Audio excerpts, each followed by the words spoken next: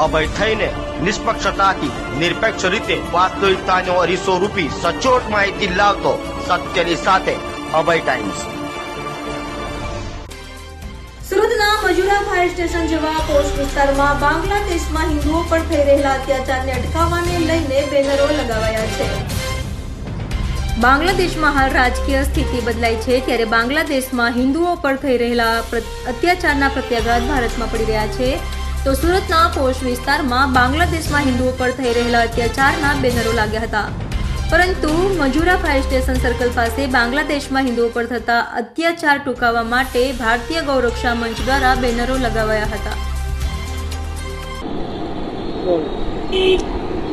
ભારતીય ગૌરક્ષા મંચ સંસ્થાપક ધર્મેશ ગામી જે રીતના બાંગ્લાદેશમાં હિન્દુઓ પર અત્યાચાર થઈ રહ્યા છે, સનાતન ધર્મના લોકો પર અત્યાચાર થઈ રહ્યા છે, મંદિરો પર અત્યાચાર થઈ રહ્યા છે, કટ્ટરવાદી મુસ્લિમ સંગઠનોએ જે રીતની બાંગ્લાદેશમાં અલ્પસંખ્યક લોકો રહે છે એમના પર અત્યાચાર ગુજારી રહ્યા છે, આ ખૂબ ખતરનાક છે।